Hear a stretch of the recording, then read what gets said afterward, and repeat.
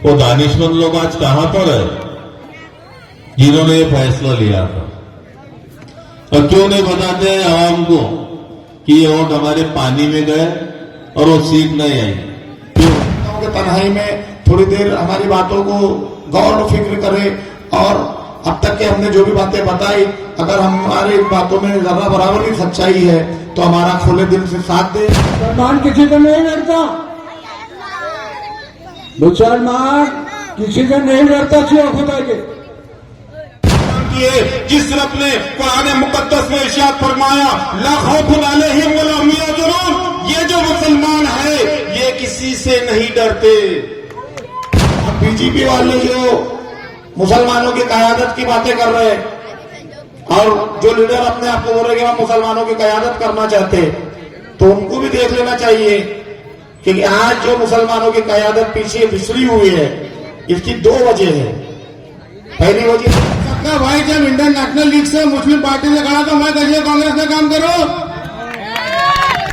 आप में से लोग आगे आए, आप में से लोग लीडर बने और आप में से लोग अवाम के लिए काम करते रहे।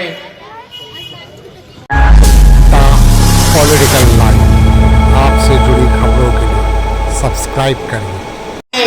आप में से लोग आगे आए, आप में से लोग लीडर बने और आप में से लोग अवाम के लिए काम करते रहे। आज ये बहुत सारे मुकर्रिर है और वक्त बहुत कम है। मुसलमानों, खुदा की शान अभी बाकी है, ना घबराओ मुसलमानों, खुदा की शान अभी बाकी है, इस्लाम अभी जिंदा है, कुरान अभी बाकी है।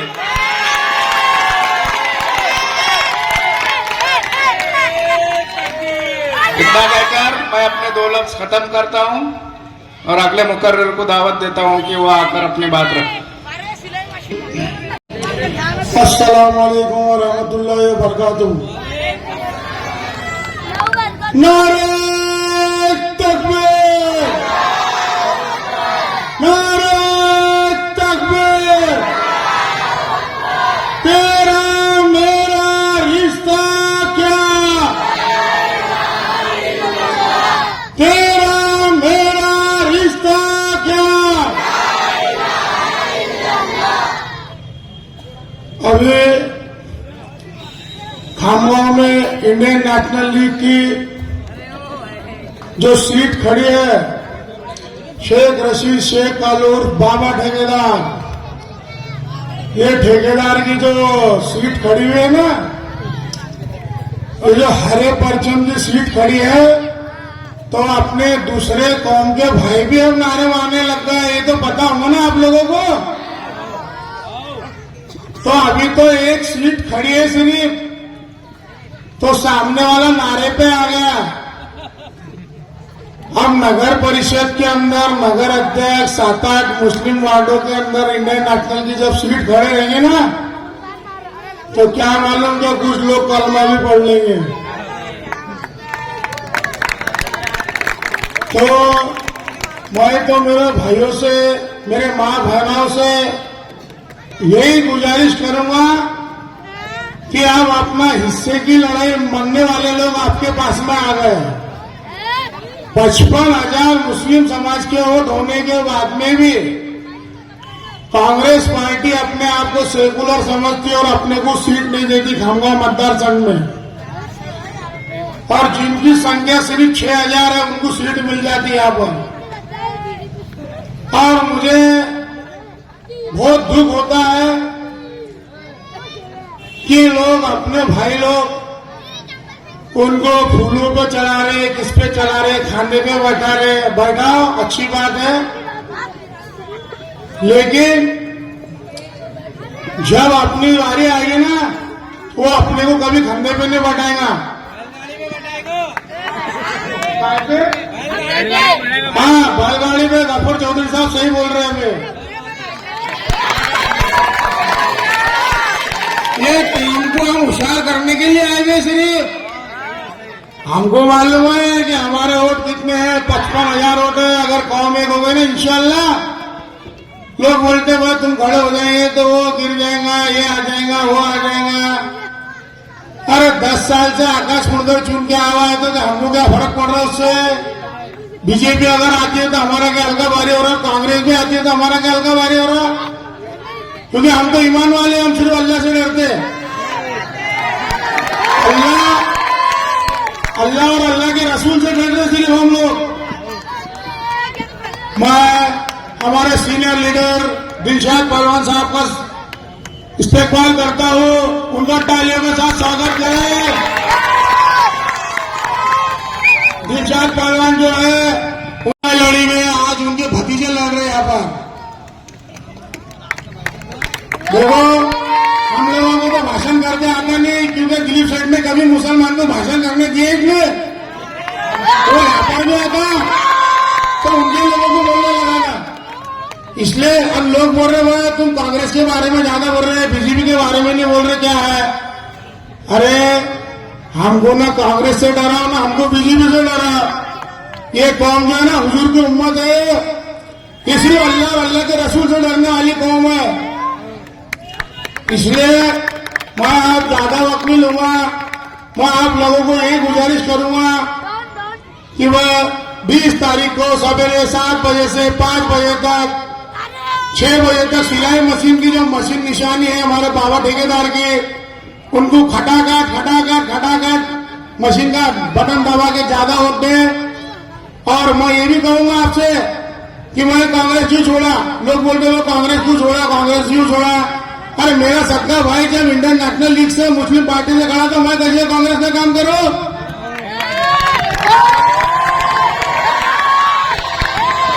अरे मेरा भाई जब तुम्हारे पास में वोट मांगने आएगा तो तुम बोलेंगे तेरा भाई तो कांग्रेस में है। अरे हम लोग वो नहीं है कि एक भाई कांग्रेस में, एक भाई बीजेपी में, एक भाई उधर, एक भाई इधर। हम पूरे खानदान एकदम तन मन धन से मेरे भाई के साथ में खड़े हुए हम लोग। हमारा थोड़ी काम है पंजाब और देशमुख इधर कांग्रेस में, गजानन बापू बीजेपी में, ये काम हम नहीं कर सकते। हमारे को एक साथ रहने का आदत है, इसलिए हम एक साथ रहते हैं। दूसरी बात, कांग्रेस में मैं भी 15-20 साल रहा, आगे बड़े बड़े दिग्गज में रहे तो अपने को पावर नहीं मिलती कांग्रेस में रहने के बाद में। पुलिस स्टेशन में कुछ काम रहा अपना तो किसको फोन लगा? उनके लोगों को फोन लगा जो अपने काम होते। दवाखाने में जाने का रहा अपने को, सरकारी दवाखाने में अपने मुसलमानों की चलती नहीं, पुलिस स्टेशन में अपनी चलती नहीं, तहसील कोर्ट में अपनी चलती नहीं, राशन कार्ड बनाने के लिए भी अपने को वो लोगों को फोन करना पड़ता।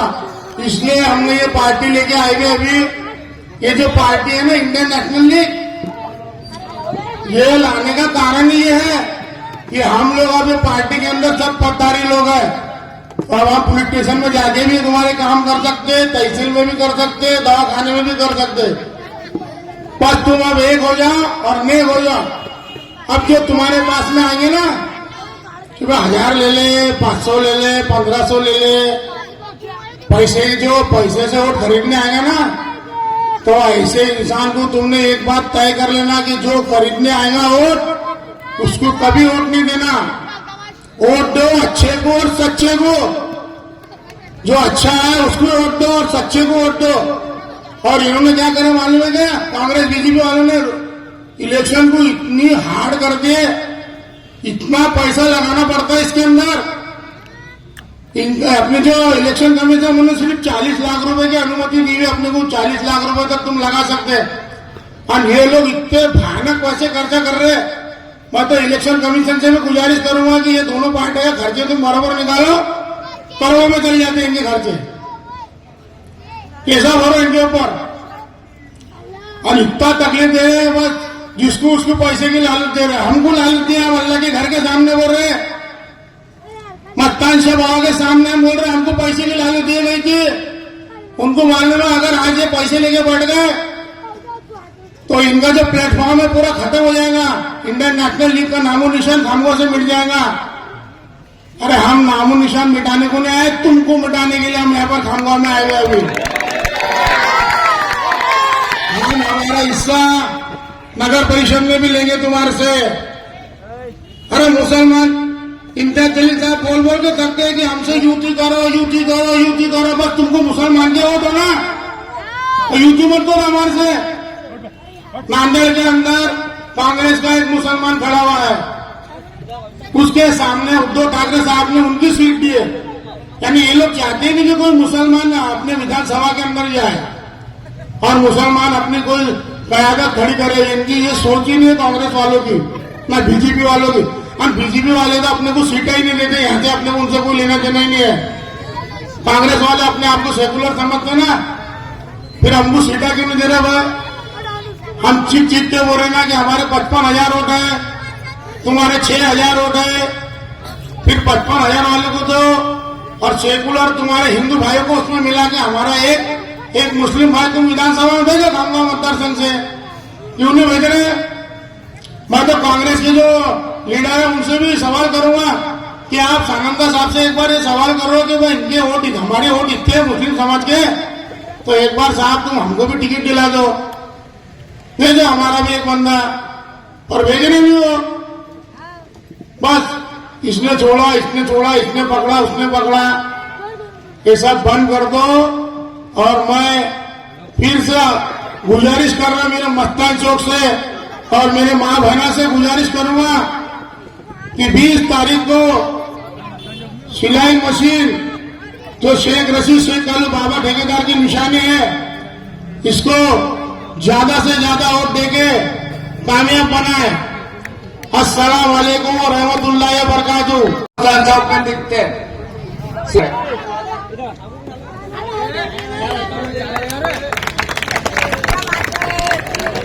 अस्सलामु अलैकुम व रहमतुल्लाहि व बरकातहू। मैं हालातों को ध्यान में रखते हुए जो तंज हमारे ऊपर किया जा रहा है उसके ताल्लुक से नवाज देवबंदी साहब का एक अशर पढ़ूंगा। सितमगर वक्त का तेवर बदल जाए तो क्या होगा,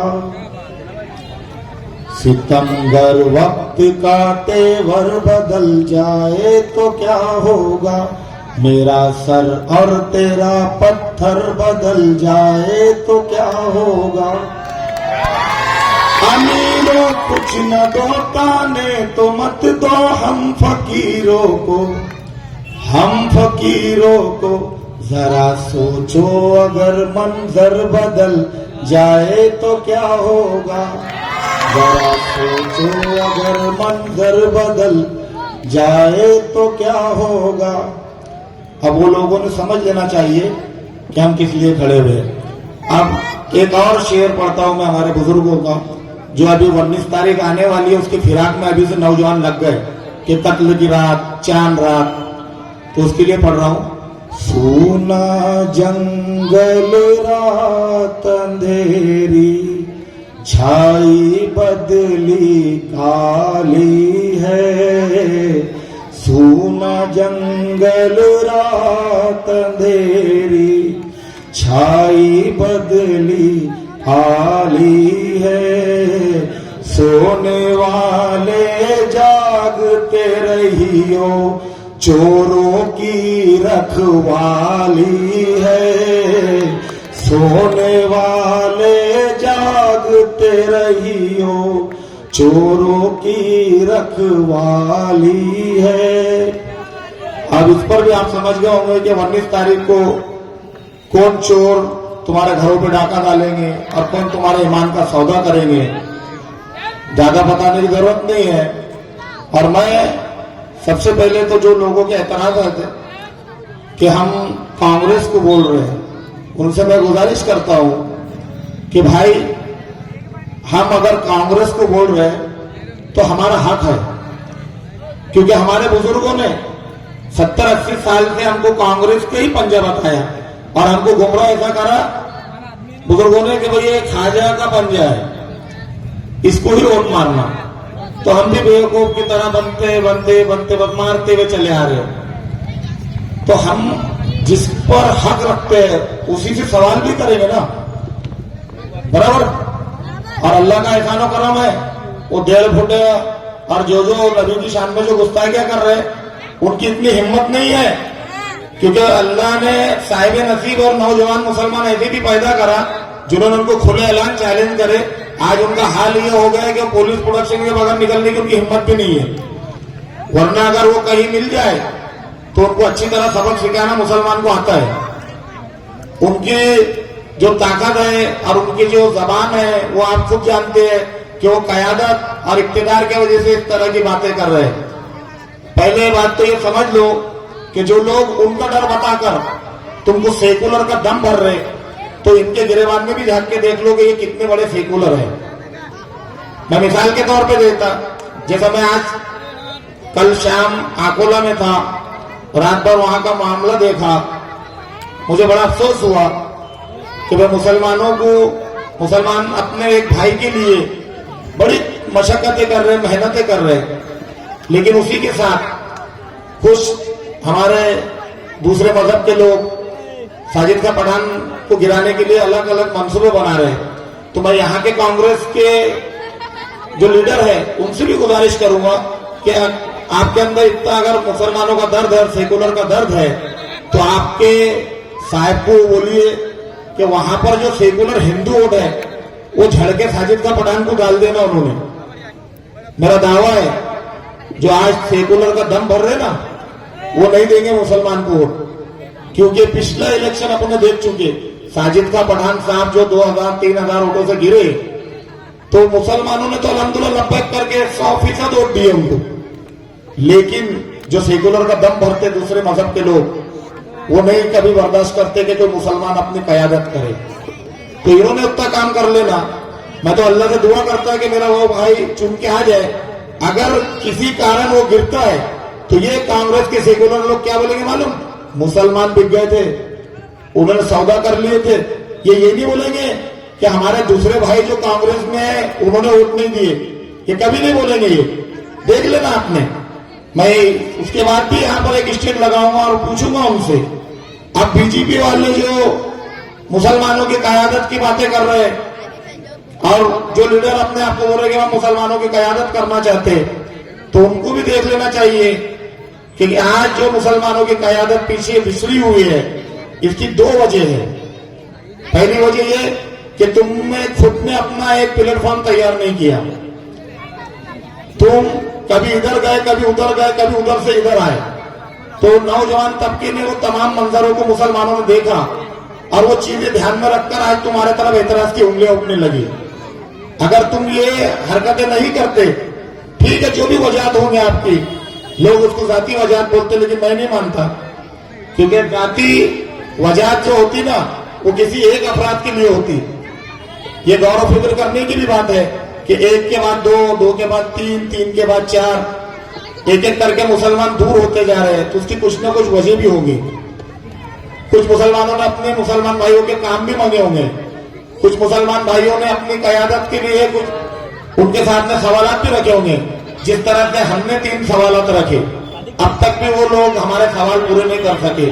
और अब तो हाल ये हो गया कि हमको तो ये लगा कि हम सौकत बनकर आए, तो साहब ने अपना पूरा चिट्ठी भी बदल लिया और मुसलमान आज उसका हवाला दे रहे कि साहब ने नारा मार लिए, साहब ने सुभान अल्लाह बोल दिए, साहब ने अल्लाह अकबर बोल दिए। तो मेरे दानिशमंद मुसलमान भाइयों, मैं तुमसे सवाल करता हूं, तुम बहुत अपने आप को टैलेंट और पढ़े लिखे बोलते ना, कोई नारा मार ले, अल्लाह अकबर बोल दे, यहां तक कि वो कलमा भी पढ़ के सुना दे, तो क्या वो इस्लाम में दाखिल हो गए? हो गए तो वो इस्लाम में दाखिल क्यों कर रहे?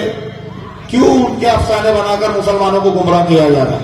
और जब एक सच्चा मोमिन, सच्चा मुसलमान, आपके बीच का मुसलमान, आपके साथ उठने बैठने वाला मुसलमान, जिसकी 100% गारंटी है कि अल्हम्दुलिल्लाह वो सच्चा मुसलमान है और अपना मजहब इस्लाम का अपना मोमिन भाई है, तो उसके लिए तुम्हारे अंदर जो नाइत्तेफाकियां बन रही है, ये तमाम चीजें तुमको खत्म करना पड़ेगी।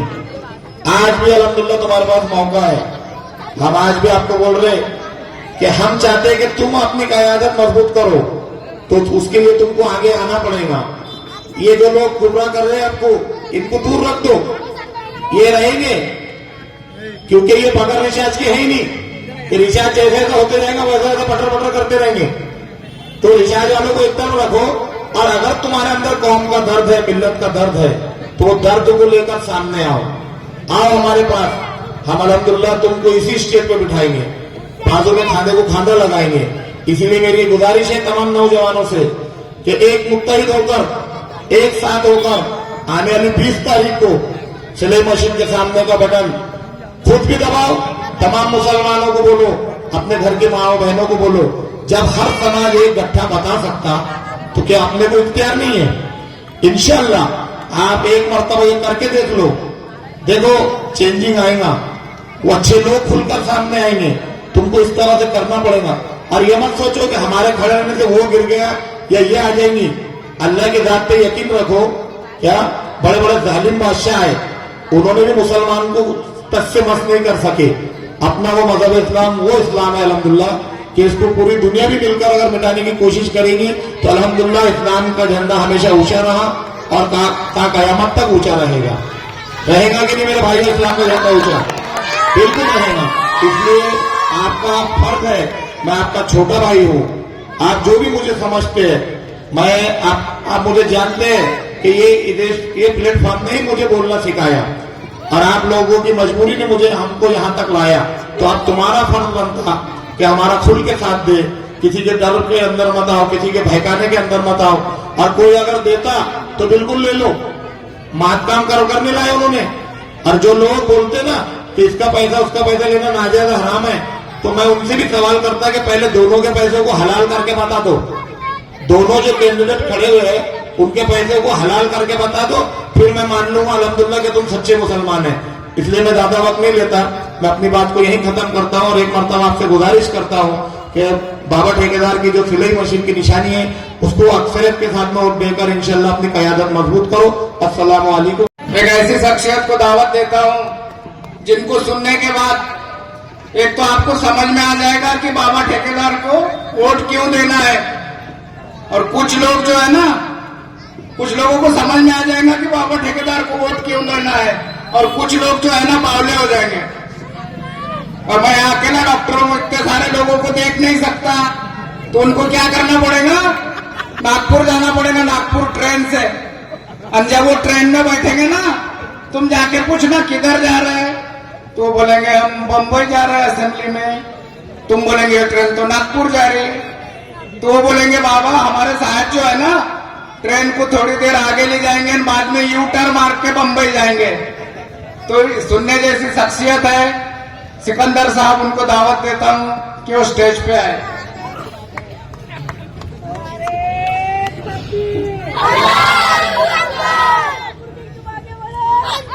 बहुत बहुत शुक्रिया स्टेज पर मौजूद हमारे हर दिल अजीज बाबा भाई ठेकेदार, अजमल भाई, हमारे पहलवान साहब, डॉक्टर नवीद देशमुख साहब और सामने बैठी हुई गलियों मुस्लिम अवाम और जो दूर दराज से सुन रहे हैं, अस्सलामु अलैकुम रहमतुल्लाहि बरकातुहू।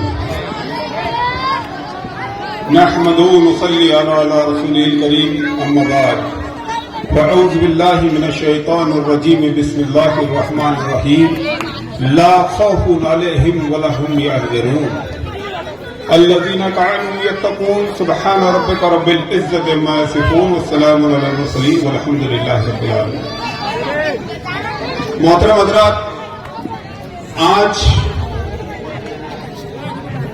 इस चौक पर आकर बाबा भाई के लिए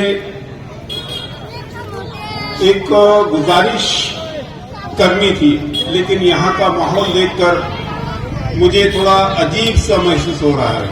अजीब सा महसूस हो रहा है तो मैं उसको मेरे एक अशार के जरिए क्या महसूस हो रहा है उसको एक अशार के जरिए आपको समझाना चाहता हूँ। अशार यह है, ऐ आसमान, ऐ आसमान तेरे खुदा का नहीं है खौफ। ऐ आसमान तेरे खुदा का नहीं है खौफ, डरते हैं ऐ जमीन तेरे आदमी से हम। डरते हैं ऐ जमीन तेरे आदमी से हम। आज का ये चौक का जो जलसा हो रहा है, इस जलसे में बहुत सारे लोग खौफ और खतर में मुब्तला है।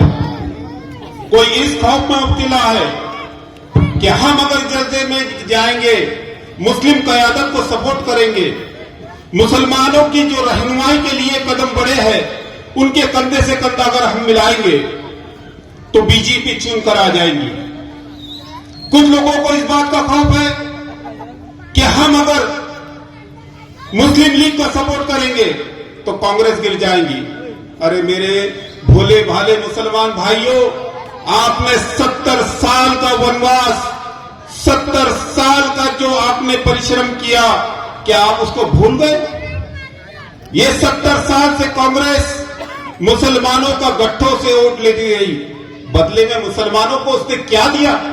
लाचारी, बेबसी, शिक्षण के अंदर उसको गिरा दिया, आर्थिक तुम्हारे को मार दिया, कहीं नसबंदी के नाम पर तुम्हारे मजहब पर हमला किया, कहीं पर तुम लोगों के लिए शिलिंग का कायदा लाकर मुसलमानों की जमीनों को छीन लिया, दंगे कराकर मुसलमानों का कत्लो आम किया। यही वो कांग्रेस है जिसने 70 साल से मुसलमानों को एक जहनी मरीज बनाकर रख दिया, एक खौफ मुसलमानों के दिलो दिमाग में पैदा कर दिया कि है मुसलमानों, अगर तुमने कांग्रेस के हाथ को छोड़ा तो ये धरती तुम्हारे लिए तंग हो जाएगी। लेकिन वो ये भूल गए कि मुसलमान वो कौम मुस्लिम है, वो इस रब पर ईमान लाई हुई है, उस रब को अपना माबूद हर हक मानती है, जिस रब ने कुरान मुकद्दस में इरशाद फरमाया ला खौफुन अलैहिम वला हुम यहज़नून। ये जो मुसलमान है ये किसी से नहीं डरते। लेकिन आज हमने अपने जहन और फिक्र में, अपने दिलो दिमाग में खौफ को, दुनिया के खौफ को बसा लिया, खुदा के खौफ को हमारे दिलों से निकल गया और दुनिया का खौफ हमारे दिल में आ गया। यही वजह है कि आज हम लाचारी और बेबसी की जिंदगी गुजार रहे हैं। मेरे मोहतरम इस्लामी भाइयों, खामदों के गैयों और मुसलमानों, मैं आपसे सवाल करना चाहता हूं, क्या मुसलमानों को यह हक नहीं है कि वो अपनी कयादत खुद करें? आज हर जाति का, हर धर्म का आदमी अपनी कयादत खुद कर रहा है और फिर वो हुकूमत से सौदा कर रहा है। लेकिन एक कौम मुस्लिम है जो खौफ और खशियत में मुब्तला है और सिर्फ ज़हनी गुलामी उसके दिलो दिमाग पे रच बस गई है कि हमारे को अगर इधर से छूटे तो ये मार देगा, इधर से छूटे तो वो मार देगा। अरे तुम मुसलमान है और तुम्हें ये खौफ पैदा होना ही नहीं चाहिए कि ये नुकसान पहुंचाएगा कि वो नुकसान पहुंचाएगा। खुदा ने तो कुरान में फरमा दिया कि मेरे इजाजत के बगैर तो पत्ता नहीं हिलता, तो वो तुमको नुकसान कैसे पहुंचाएगा? कौन पहुंचा सकता तुमको अल्लाह के मर्जी के बगैर? अगर तुम अल्लाह की मर्जी के खिलाफ अगर अपने इक़दाम करो, अल्लाह की मर्जी के खिलाफ अगर चलो, अल्लाह ने कुरान में जा बजा हमें ये ऐलान फरमाकर बता दिया कि ऐ लोगो तुम उनके करीब न जाना, ऐ लोगो तुम उनसे यारी न करना, और तुम उनकी यारी नहीं तुम उनकी गुलामी कर रहे हो।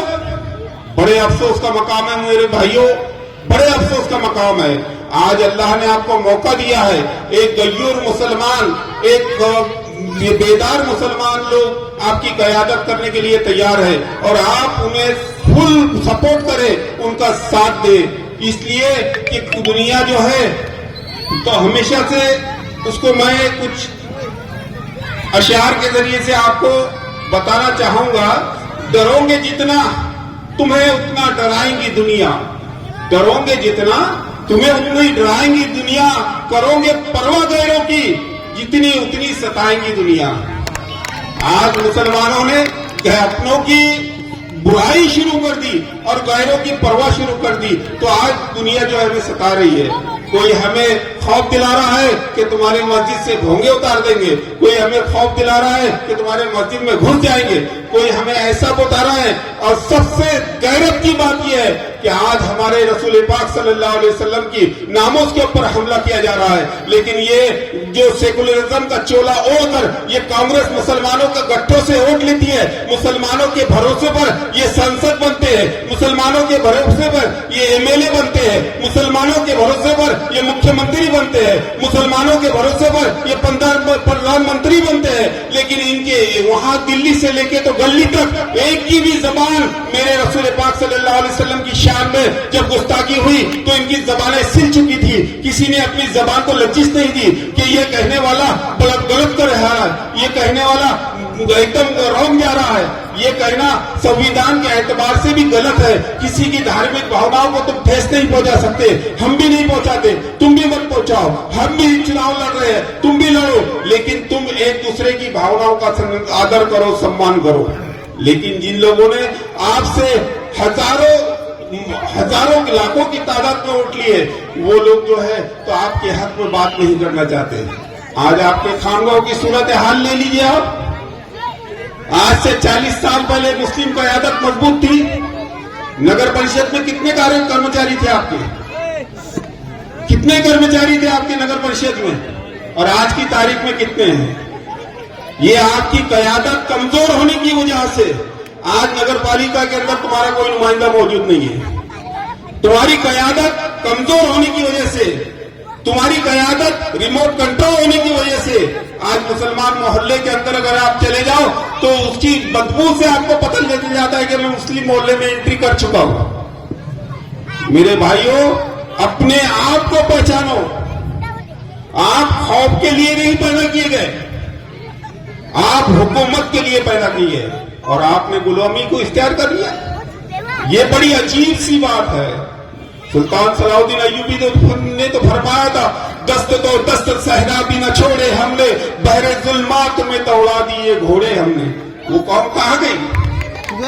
वो कौम नजर नहीं आ रही अब तो सिर्फ खौफ में मुब्तिला, डर में मुब्तिला कौम हमारे सामने मौजूद है। तो मेरे भाइयों, अपने दिलो दिमाग से डर दुनिया का निकालो और अल्लाह वादुल शरीक का डर अपने दिलों में पैदा करो, ताकि दुनिया का कोई डर तुम्हारे दिल में बाकी न रहे और अपने हक के लिए लड़ना सीखो, अपने हक को हासिल करना सीखो। इस दौर के अंदर इख्तिदार के बगैर आपकी कोई चालाकी नहीं चलती। इख्तिदार इस दौर का सबसे बड़ा वाज़ेह किरदार है। अगर इख्तिदार आपके पास में नहीं है तो नगर परिषद का एक सफाई कर्मचारी भी आपकी बात सुनने पर राजी नहीं होता। अगर आपके पास में इख्तिदार नहीं है तो तहसील का एक बाबू भी आपकी बात सुनने के लिए राजी नहीं होता। आप अपना इख्तिदार कायम करें, आप हुकूमत के अंदर भागीदारी हासिल करें। आज हिंदुस्तान के अंदर एक अलग ही राजनीति का हमें माहौल देखने को मिल रहा है। कोई मोहब्बत की दुकान खोले हुए, कोई नफरत की दुकान खोले हुए। और मोहब्बत की दुकान में तो हर तरह का फूल नजर आना चाहिए, हर तरह के वहां पर नुमाइश न होना चाहिए। लेकिन देखा ये गया है कि वो मोहब्बत की दुकान में मुसलमान की जब बात आई तो उनकी दुकान को ताला लग जाता है। जब मुसलमान पर हमला होता है तो उनकी दुकान में ताला लग जाता है। राहुल बाबा जो है तो एक लफ्ज बोलने के लिए तैयार नहीं होते। दिल्ली से लेके गली तक कोई कांग्रेसी तुम्हारे हक में आवाज उठाने के लिए तैयार नहीं होता। तो फिर हम तुम्हें वोट क्यों दें? बस इस वजह से, इस खौफ की वजह से कि इनको वोट नहीं देंगे तो बीजेपी जीत जाएंगी। अरे हमने क्या सेकुलरिज्म का ठेका लेके रखा? क्या सेकुलरिज्म बचाने का क्या हमारा ही इख्तियार है, हमारी जिम्मेदारी है? और सेकुलरिज्म बचाते बचाते आज हमारे बच्चों के मुस्तकबिल बर्बाद हो चुके हैं। आज नौकरियों के अंदर हमारा कोई परसेंटेज बाकी नहीं रहा। आज बिजनेस के अंदर हमारी कोई हैसियत नहीं रही। आज कोई बैंक हमें लोन नहीं दे रहा है। आज कोई बाजार के अंदर हमें कोई एक्सेप्ट नहीं कर रहा है। आज तो यहाँ तक की बात हो रही है कि इनके धंधे भी बंद कर दिए जाए, इनसे व्यवहार भी बंद कर दिए जाए। तो फिर हमारे को संरक्षण देगा कौन? ये लोगों ने तो हमारी उम्मीद को तोड़ दिए। तो इसलिए मैं आपसे गुजारिश करूंगा मेरे भाइयों, मेरे दोस्तों, कि आप अपनी क़यादत खुद करें। सत्तापुड़ा शानपना खोटा असते, सत्ता के सामने होशियारी जो है बेकार है। भाइयों, आप अपनी क़यादत हासिल करें। अब शुरुआत हो चुकी है, अब इस शुरुआत को आप पीछे, अपने पैरों को पीछे ना खींचे। इन कदमों को आप मजबूत बनाएं। बाबा भाई ठेकेदार को आने वाली 20 तारीख को 9 नंबर का बटन दबाकर, मशीन का जो निशान है उसका बटन दबाकर आपको अपनी यकजहती का मुजाहरा करना पड़ेगा। अगर आज आपने यकजहती का मुजाहरा करा तो कल ये लोग जो आपसे बात करने के लिए तैयार नहीं थे, कल आपके पास में आकर बैठ के आपसे मिन्नतें समाजात करेंगे कि भाई तुमको क्या होना तुम बोलो, हम देते ना। और आज अगर कुछ मांगने की बात करे, अरे बाबा अगर मेरे को तूने ब्लैकमेल करा तो वो आ जाएगा ना। अरे भाई 10 साल से आया, 10 साल से आया है ना, तो क्या कर लिया? 10 साल से क्या कर लिया हमारा? तो भाइयों अपने दिलो दिमाग से अपने खौफ को निकालो, गुलामी की जंजीरों को तोड़ो और कयादत लेकर अपने आगे बढ़ो। और ये जो कायद बैठे हैं आपके, जिन्होंने जुम्मा लिया है पूरी ईमानदारी के साथ, न किसी से सौदा किया, न किसी से घपला किया, आज घपलेबाजों की इज्जत देखिए आप क्या क्या हो रही है। यहाँ पर 260 उम्मीदवार लड़वाए जा रहे, उनको कोई वोट कटवा नहीं बोलता, उनका समाज उसको ऊपर उंगली नहीं उठाता। आज उस पार्टी की वजह से कई सेकुलर सीटें गिर चुकी, लेकिन उनके समाज की ताकत ये नहीं है कि वो अपने कायद के ऊपर उंगली उठाए कि तुझे मुझे ही सीटें पढ़ ली, नहीं उठाते। लेकिन मुसलमान खड़ा होगा तो सबसे पहले उसके खिलाफ मुसलमान खड़े हो जाते कि बाबा सौदा कर लिया, पैसे खा लिया, निगल लिया। वो असद साहब बेचारे इतने तड़प से कसमा खा खा के मदीने में रोज़े रसूल के सामने खड़े रह के कसम खाता बोल रहे कि मैं पैसे नहीं खाता, फिर भी मुसलमान बोल रहे मैं तू खाता। अरे अपनी कयादत को, अपने लोगों को आप ही रुस्वा करोगे, आप ही उनके हौसलों को पस्त करोगे, तो बताओ तुम्हारे सामने आएगा कौन? तुम्हारी हिफाजत करेगा कौन? तुम्हारी रहबरी करेगा कौन? तो रहबरी के लिए, अपनी हिफाजत के लिए, रहनुमाई के लिए कायद का होना बहुत जरूरी है। और इस्लाम का सबसे पहले तालीम भी यही है, अगर 3 लोग आप इकट्ठा हो तो 2 का 1 अमीर बन जाए। आज इतना बड़ा शहर कोई अमीर नहीं, हर आदमी जो है तो अपना अपना अमीर बन के बैठा है, हर पत्थर के नीचे लीडर निकल गया। तो मेरे भाइयों, ये तरीके से आप इस कौम को और इस कौम के आने वाली नौजवान नस्लों को आप तरक्की याफ्ता दौर में नहीं दाखिल कर सकते। आपको कयादत कबूल करना पड़ेगी, सब कायद नहीं बन सकते। तो मैं आपसे फिर गुजारिश करूंगा कि आने वाली 20 तारीख को आप बाबा भाई ठेकेदार को पूरी शिद्दत के और ताकत के साथ मतदान करके उनके हाथों को मजबूत करें, ताकि वो अपने अगले इक़दामात जो है, अगले जो काम है, वो कौम और मिल्लत की भलाई और बहबूदी के लिए करे। ऐसा कहकर मैं अपने अल्फाजों को यही खत्म करता हूँ। अस्सलामु अलैकुम रहमतुल्लाह।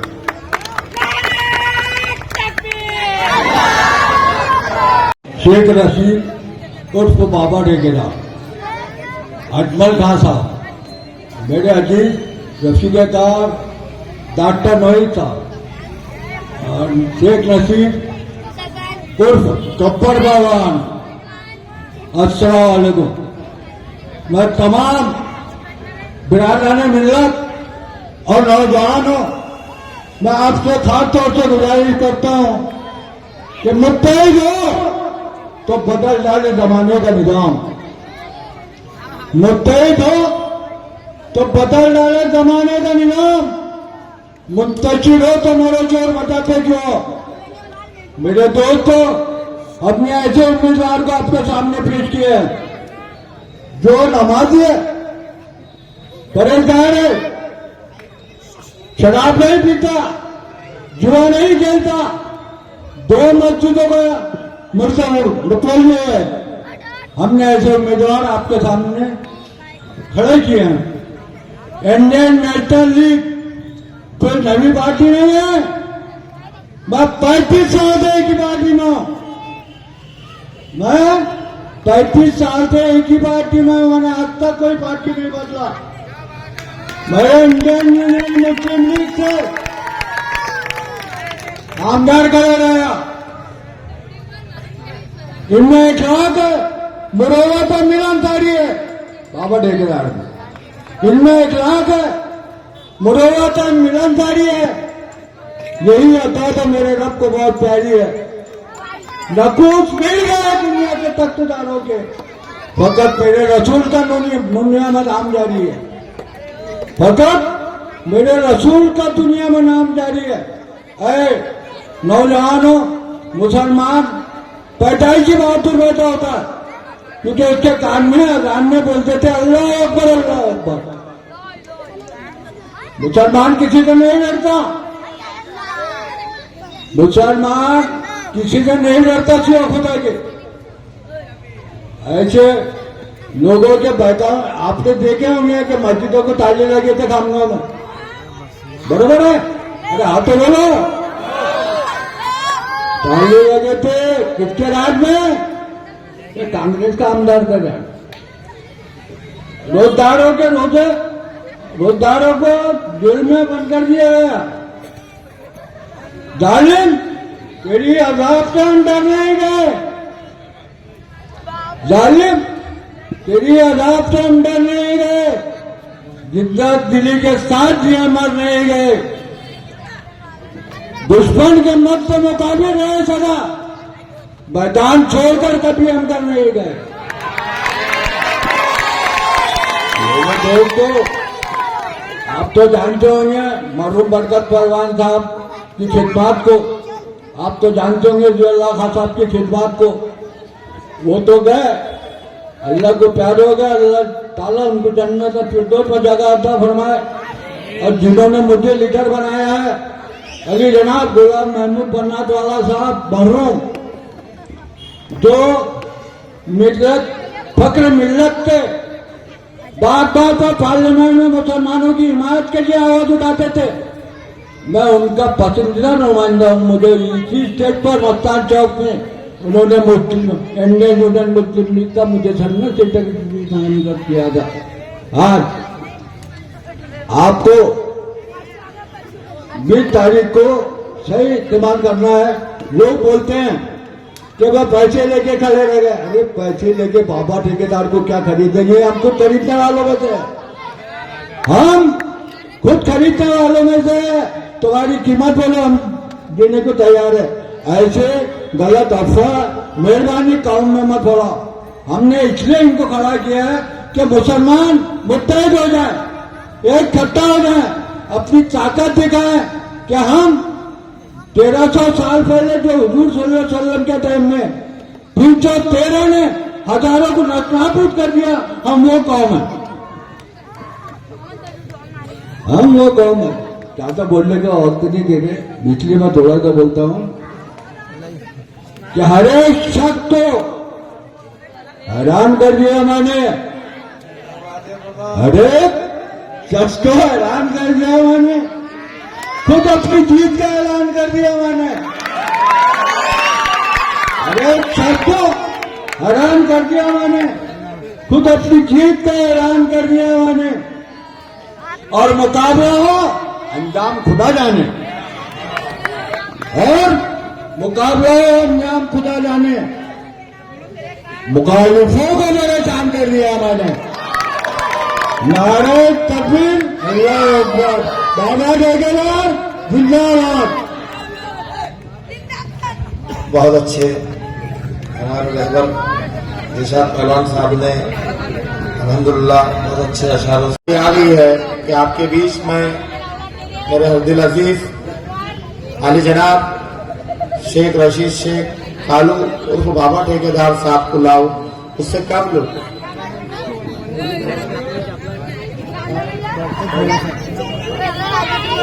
उससे कब मैं ये जरूरी समझता हूँ कि आपके बीच जो अल्हम्दुलिल्लाह आज आमदार के रूप में जो खड़े हुए हैं, आप तमाम लोग जानते हैं उनकी शख्सियतों पे ध्यान नहीं देना है इंशाअल्लाह, और अपने मंसूबे को, अपने इक़्तिदार को कायम करना है। पैसे के साथ जनाब बाबा ठेकेदार साहब को आवाज देता हूं कि वह यहाँ पर आए और अपनी बात अवाम के सामने रखे।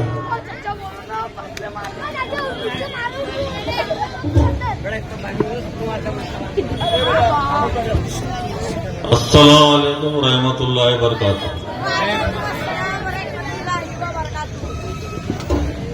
इस सभा में, इस मंच के ऊपर इंडियन नेशनल लीग के सभी पदाधिकारी और हमारे हर दिल अजीज सिकंदर कुरैशी साहब, जो बड़ी दूर से उनकी तबीयत नासाज होने के बावजूद हमारी दोस्ती और हमारी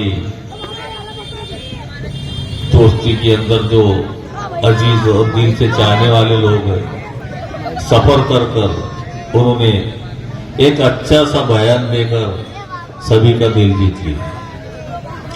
और मैं तमाम इस महफिल में और इस सभा में जमे हुए सभी बुजुर्ग, जवान, बच्चे और जहां तक मेरी आवाज जा रही होंगी मोमिन भाइयों तक, उनको मेरा डबल सलाम। मैंने पहले एक सभा यहां पर ली थी, तब मैंने कहा था कि मुझे वक्त बहुत कम मिला है और मुझे बहुत कुछ कहना है, इसलिए मैंने डबल सभा रखा हो। और फिर भी हो सके तो मुझे आज भी वक्त थोड़ा कम मिला है, पर मैं उन लोगों से पूछना चाहूंगा, उन दानिशमंद लोगों से और यहाँ के रहवासियों से, कि यहाँ पर कुछ दिन पहले खासदार के इलेक्शन हुए थे।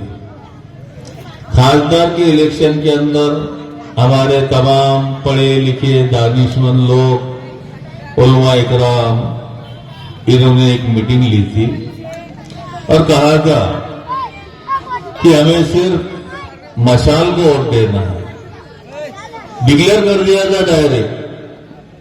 आपसी मशवरा लेकर दानिशमंद लोग और जो हमारे कौम के रहनुमा कहलाते हैं, उन्होंने एक फैसला लिया सारी कौम का ठेका लेकर कि हमें सिर्फ मशाल को ही वोट देना है। मशाल को वोट तो दे दिए, हमने अपना फर्ज भी निभाया।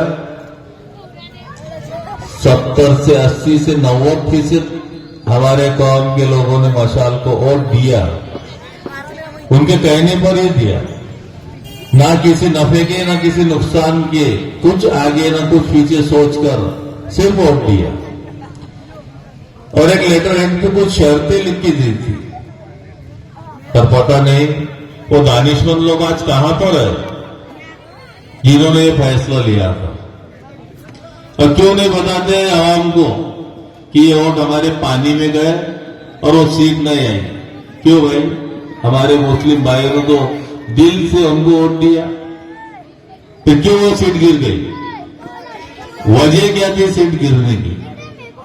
हमने तो हमारी तरफ से भरपूर कोशिश की, फिर क्यों ये सेकुलर लोगों ने उनको वोट देकर जिताया नहीं? क्यों नहीं जिताया? और आज मैं खड़ा हूं तो कहते हैं कांग्रेस गिर जाएंगे और बीजेपी आ जाएगी। तो जब आपने एक गट्टा वोट देकर दानिशमंद लोगों के बोलने के ऊपर मशाल को वोट दिया, तो क्या मैं हकदार नहीं हूं कि अपनी कौम के एक करने के लिए वोट मांगने के लिए? क्यों नहीं मांग सकता हूं मैं? क्या मैं मेरे मुफाद के लिए वोट मांग रहा हूं, या मेरा कोई जाति फैसला है इसके अंदर कि मेरा कोई जाति फायदा है? जाति फायदा उन लोगों का है जो कभी बीजेपी से कांग्रेस में जाते हैं, कांग्रेस से बीजेपी में आते हैं, कभी राष्ट्रवादी में जाते हैं, कहीं बहुजन में जाते हैं। और क्यों जाते हैं?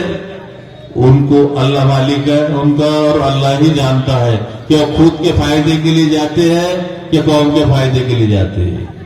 और मैं नहीं समझता कि आज हमारी कौम इतनी नासमझ है कि उन्हें नहीं पहचानती कि वो किस लिए जाते हैं। जहां उन्हें अपना रिचार्ज मिलता है वो वहां पर चले जाते हैं। एक कमी मशाल में भी थी जिसने एक वीडियो वायरल किया था कि बाबरी मस्जिद को शहीद करने में मेरा हाथ है। यही बददुआ थी उसे, जो हमारी कौम ने पूरे वोट देने के बावजूद भी वो गिर गया। और यही कमी है कांग्रेस में, जिसने बाबरी मस्जिद के ताले खुलवाकर अजीम गुनाह किया था। और उस अजीम गुनाह की वजह से उसी दिन से उसका बुरा वक्त शुरू हो गया। और बुरा वक्त इतना शुरू हुआ कि वो 400 से 40 पर आकर टिक गई। ये अजाब है। और इस्लाम और कौम की बद्दुआ है, और आज अपने आप को जिंदा करने की भरपूर कोशिश कर रही है। कोशिश इतनी कर रही है कि वो किस हद तक भी गिर सकती। क्यों? कि मुसलमान की कोई कायदात खड़ी ना हो और कोई प्लेटफॉर्म ना बने। मुसलमान का प्लेटफॉर्म पहले भी था, इंडियन मुस्लिम लीग करके, जो केरला में आज भी पार्टी चलती है। लेकिन क्या किया कांग्रेस ने? उसके दानिशमंद लीडरों को खरीद कर, तोड़कर, दबाकर अपनी ओर खींचा और इस पार्टी को दबा दिया। और यही काम खामगांव में भी होना चाहता है कि हमने जो इंडियन नेशनल लीग खामगांव के अंदर लाई इस प्लेटफॉर्म को दबाने के लिए बहुत कोशिश की गई, दौलत से, ताकत से, हर चीज से। लेकिन उन्हें पता नहीं कि बाबा ठेकेदार को सिर्फ एक ही आदमी खरीद सकता, और वो है ईमान वाला। जिसके पास पुख्ता ईमान होगा, बाबा ठेकेदार उसके कदमों में झुक जाएगा, ना कि पैसों के बिछोने पे सोएगा कभी, और ना कभी दौलत के अंबार को छूंगा। क्योंकि मैं सिर्फ मेरे अल्लाह और उसके रसूल पर भरोसा करता हूं कि वो मुझे रोज जगाता है और मुझे रोज रिज्जत देकर पेट भर खाना खिला के रोज आराम की नींद से सुलाता है। आज लोग कहते हैं कि तुम सिर्फ कांग्रेस की ही बात करते हो, तो ये कांग्रेस ने हमारे साथ में वही जुल्म किए 70 सालों से करते ही आ रही है। इसे इतनी बददुआ मिली कि 40 के ऊपर आई, और यही कांग्रेस को बददुआ खामगांव में भी है। 15 साल राज किए, 4 दंगे, मस्जिदों को ताले। क्यों लगे भाई आपके टाइम में? आप सेकुलर कहते हैं ना अपने आप को, क्यों मस्जिदें बंद रही हमारी? क्यों हिंदू मुस्लिम के दंगे हुए? जरा जरा बात पर जो उस बात में कुछ भी नहीं था, फिर भी दंगे हुए, मस्जिदें बंद रही, कई मासूम बेचारे नौजवान जेलों में गए। आज भी शायद का बेहतर जानता है, और वो लोग ही जानते हैं। आज सिर्फ एक मुस्लिम प्लेटफॉर्म खड़े होने की वजह से आज इतनी तकलीफ हो रही है कि शायद आखिरी तक ये प्लेटफॉर्म उन्हें चुभते रहेगा। और हमारी कोशिश यही है कि इस प्लेटफॉर्म को हम मरते दम तक बंद नहीं करेंगे, ना झुकेंगे, ना टूटेंगे, ना बिकेंगे।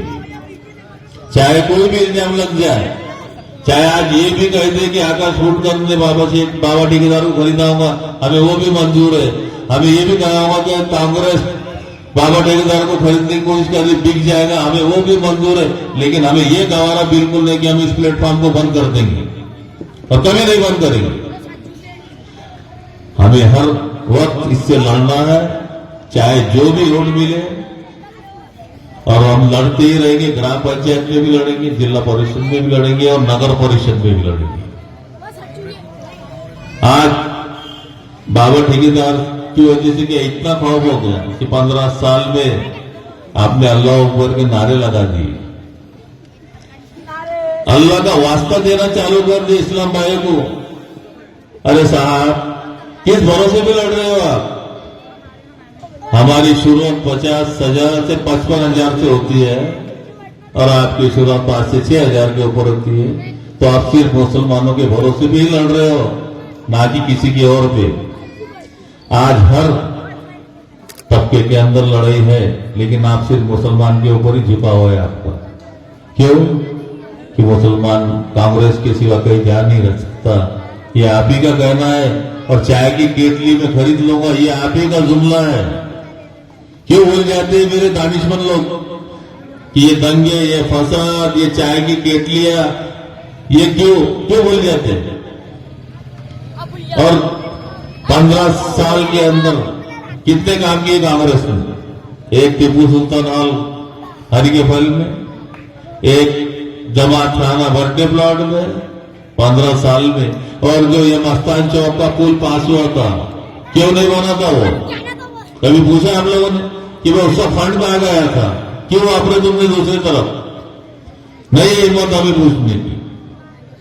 नहीं हमें मत पूछने की कि प्राइमरी स्कूल हमारे क्यों बंद हुई, उर्दू स्कूलों क्यों तोड़ी जा रही है, क्यों बंद हो रही है, हमारे बच्चे ने कहां पर पढ़ना, कभी सवाल किए? नहीं करेंगे।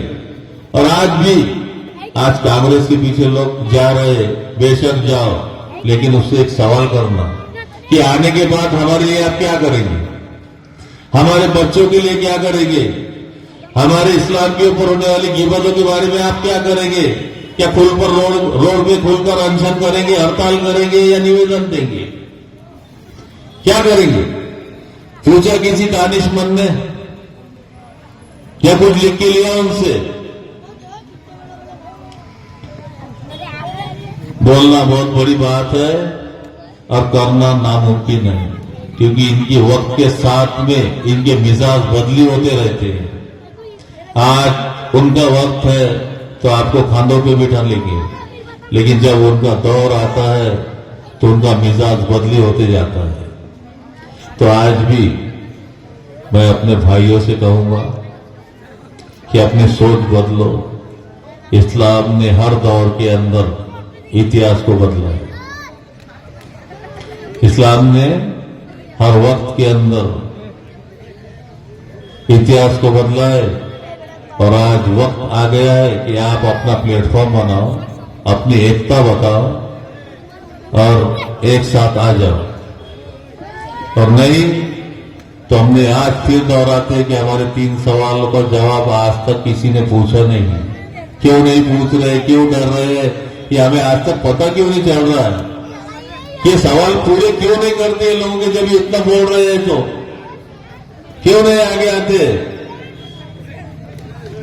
किसी ने भी पूछा और पूछने की कोशिश भी नहीं कर रहे, क्योंकि पता है ये सवाल वो पूरे कर नहीं सकते और ना हमारे दानिशमंद लोग उनको पूछने की हिम्मत कर रहे हैं कि इनके सवाल क्या, हमें एक बार बता तो दीजिए कि क्यों लड़ रहे हैं ये 3 सवालों के लिए?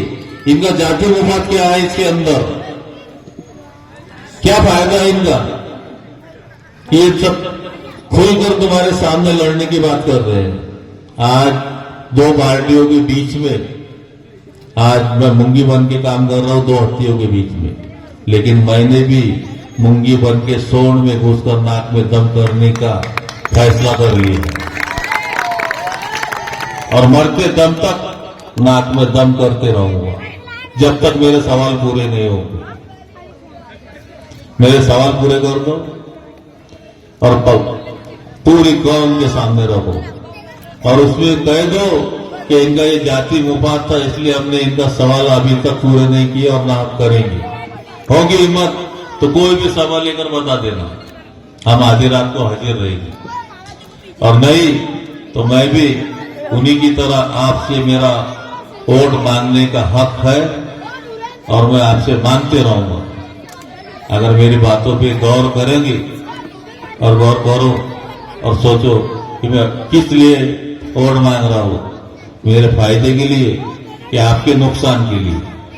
अगर आपका नुकसान हो रहा होगा तो भी कह देना और मेरा फायदा हो रहा होगा तो भी कह देना कि तुम्हें वोट देने से ये फायदा होगा और तुम आगे बढ़ जाएंगे तो हम पीछे कदम लेने के लिए तैयार हैं। और आपका नुकसान भी हो रहा होगा तो भी दानिशमंद लोगों ने आकर मेरा नंबर उनके पास में, चाहे किसी के पास में नहीं होगा तो मैं नंबर भी देने के लिए तैयार हूं। और आपका नुकसान होता होगा तो भी मुझसे बात करना कि आपकी वजह से नुकसान हो रहा है, आप बैठ जाओ, तो मेरी गलती और मेरी वजह बता देना, मैं उसमें भी तैयार हूं। लेकिन आज तक ना वो दानिशमंद लोग आगे आ रहे हैं, ना आलिम उलमा आगे आ रहे हैं जिन्होंने मशाल को वोट देने लगाए थे इकट्ठा, नहीं आ रहे और ना आएंगे, क्योंकि उनके पास में बोलने के लिए कुछ है ही नहीं और ना इनके सभाओं में बोलने के लिए और ना मेरे पास में कोई वीआईपी है बोलने के लिए। हम तो जो टूटी फूटी जबान के अंदर आपके सामने अपनी बातें रख रहे हैं और ना हमारा कोई सियासी कोई बैकग्राउंड है कि हम बोल सकते, फिर भी हम अपनी टूटी फूटी जबान में आपको समझाने की कोशिश कर रहे हैं कि आज वो जो दौर है उस दौर के अंदर हमें एक होने की जरूरत है। और मेरा इतना ही बोलना कि आप एक हो जाओ और सिलाई मशीन को 20 तारीख को बहुत संघ के अंदर ज्यादा से ज्यादा कामयाब करो। अगर आपने एक बार इस प्लेटफॉर्म को ऊपर लाया तो मैं नहीं चाहता कि आपका कोई काम रुकेगा। हम हर खेड़े में पूरी घूम रहे हैं, खेड़े के अंदर घरकुल की योजनाएं चलती है, लेकिन 10 में से एक घरकुल भी हमारी कौम को नहीं मिलता। मुद्रा लोन के अंदर भी हमारी 100 में से 5% लोगों को भी मुद्रा लोन आज तक नहीं मिलता है। कई जरूरतें ऐसे छोटे छोटे मसले बहुत है, पर लोगों के ख्याल में नहीं आते और हमारे दानिशमंद लोग ख्याल में लाके नहीं देते। सिर्फ वो आते हैं, वोट इलेक्शन आ गया, इसको वोट मार दो, उसको वोट मार दो, खुद ही मशवरे करते हैं, खुद ही फैसला करते हैं और कौम के ऊपर थोप देते हैं। और कौम उनके बहगांव में जाकर जिसे बोले उसे वोट मारने के लिए तैयार हो जाती है, लेकिन अपनी कायदात बनाने के लिए कभी नहीं सोचती। मैं तो बोलता हूं कि अपनी कायदात बनाओ और अपने काम करो। क्यों कि लड़ोगे तो ही हर चीज पाओगे। लड़ना अब हमारी आदत ही बन गई, हम लड़ते रहेंगे। अगर वक्त की कमी की वजह से मेरा फिर आज और बोलना थोड़ा बहुत रह गया है और पता नहीं मुझे ये मौका और कब मिलेगा। 5 मिनट बाकी है, 5 मिनट के अंदर गुलपोशी का प्रोग्राम अजमल भाई या डॉक्टर नावेद साहब करेंगे।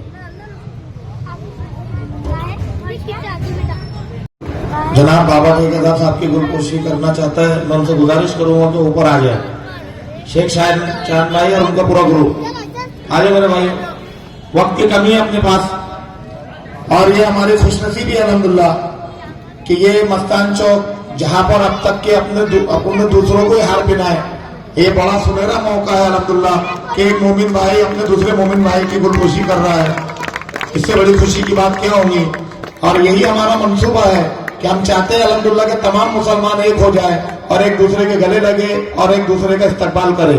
मैं तहे दिल से तमाम नौजवान बच्चों का शुक्रिया अदा करता हूँ और उनके जज्बातों को सलाम करता हूँ और उनसे उम्मीद करता हूँ कि आने वाली 20 तारीख को भी वो अपना जज्बात इसी तरह रखकर हमें ज्यादा से ज्यादा वोट देकर कामयाब बनाए। इसी के साथ मैं तमाम आने वाले हजरात और नौजवान बच्चों का तहे दिल से शुक्रिया करता हूँ जिन्होंने हमारी बातों को सुना। मैं उनसे गुजारिश करता हूँ कि तन्हाई में थोड़ी देर हमारी बातों को गौर और फिक्र करें और अब तक के हमने जो भी बातें बताई, अगर हमारी बातों में जरा बराबर ही सच्चाई है तो हमारा खुले दिल से साथ दे इंशाअल्लाह। अल्लाह हाफिज, आपका छोटा भाई। नारे तकबीर, नारे रिसालत, नारे तकबीर, नारे रिसालत। आसिफ भाई अजमल भाई का गुलपोशी से स्वागत करेंगे। इनसे गुजारिश करता हूं कि स्टेज पर बाबा ठेकेदार तुम आगे बढ़ो।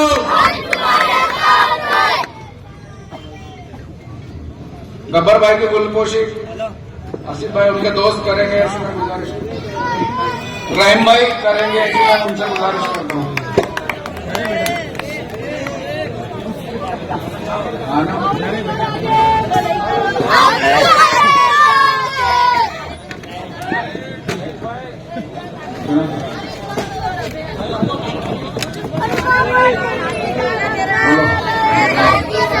रहीम भाई मोहसिन भाई के गुलपोशी करेंगे, ऐसी मैं उनसे गुजारिश करता हूँ।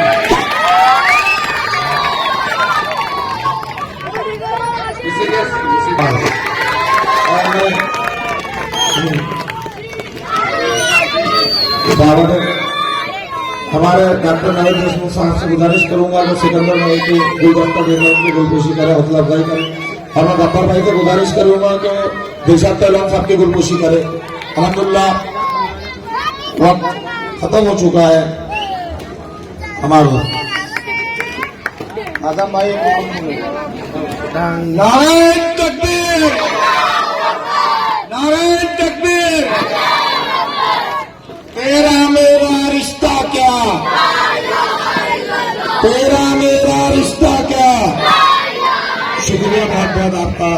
अस्सलाम वालेकुम।